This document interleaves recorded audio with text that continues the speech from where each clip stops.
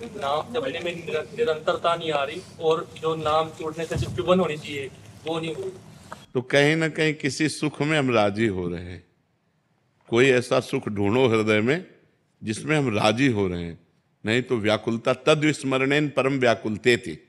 संस्कृत में कहा गया है कि अपने परमात्मा का, अपने ईश्वर का जो नाम हम जप रहे हैं उसके छूटने पर इतनी व्याकुलता होनी चाहिए जैसे मछली को पानी से निकाल के बाहर कर दे तो तड़पने लगती है।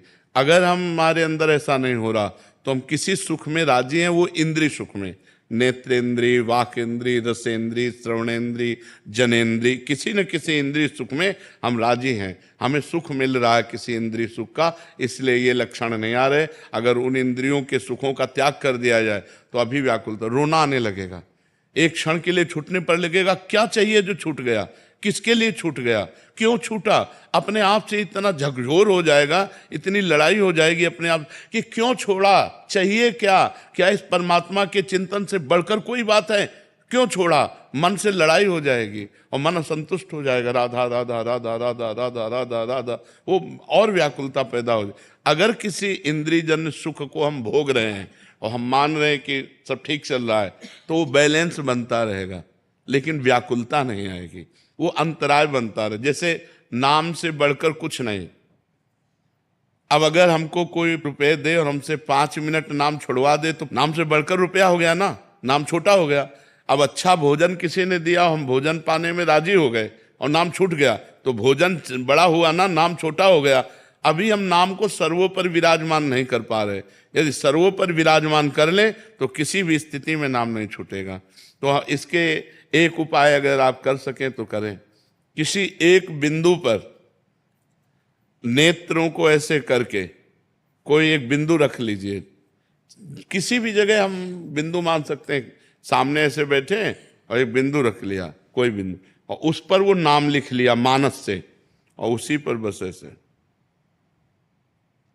अब बार बार नाम चल रहा, हम एकाग्र हो रहे हैं। इसे त्राटक क्रिया योग में कहते हैं, त्राटक क्रिया।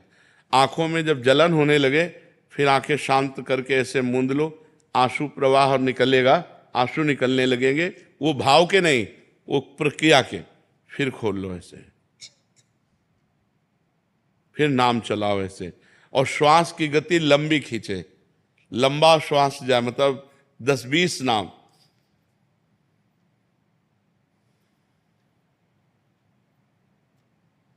बार बार नाम चल रहा बार, इससे एकाग्रता संचित होगी।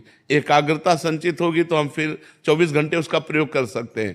5 मिनट आप अगर ये साधन करें तो 10-12 घंटे तो चलेगा, 10-12 घंटे प्रयोग होगा। जैसे हम मोबाइल चार्ज करते हैं ना, ऐसे एकाग्रता है। और जब आप साधन पर बैठें तो 10 बार कम से कम अगर आप कर सके,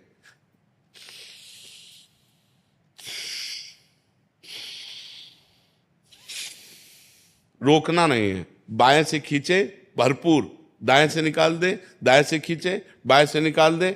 आप 1 महीना ये करके देखिएगा। ये 10 श्वासें देखो,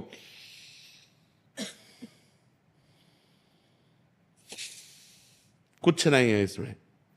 जो ही प्राण, हमारे अंदर एक सुषुम्ना नाड़ी है जो बंद पड़ी है, अगर वो खुल जाए तो अंतराय नाम का खत्म हो जाए।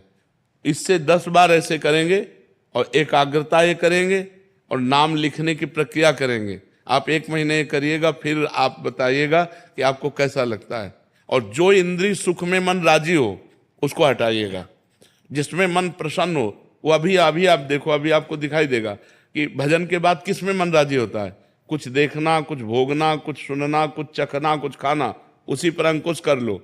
जो है कि अब भजन कर लेते हैं, फिर ये जो आपको अच्छा लग रहा हो वही, उसी में इंद्री फंस रही है, उससे हटाने की कोशिश करो। भोजन नीरस, भजन सरस, भोजन सरस, भजन नीरस, पक्का समझ लो। महापुरुषों ने भोजन नीरस पाया है तब भजन सरस हुआ है। और जिसका भोजन अच्छे अच्छे प्रकार के पदार्थ, भजन में मन नहीं लगेगा, भजन में अंतराय पड़ जाएगा। अल्पाहार, आसन पर बैठ करके और श्वासों की प्रक्रिया ठीक करके और फिर बैठ करके नाम का ध्यान करो। वो घंटों चलेगा ध्यान, ऐसे चलते फिरते भी चलेगा, क्योंकि वो नशा चढ़ जाता है, वो नशा चढ़ जाता है। कोई बात चल रही तो उसी में खिंच गए, कोई दृश्य देखा उसमें खिंच गए, कोई घटना घटी वही चिंतन में आने लगी, इसलिए इन चिंतनों को बचाइए और ऐसा अभ्यास कीजिए, फिर देखिएगा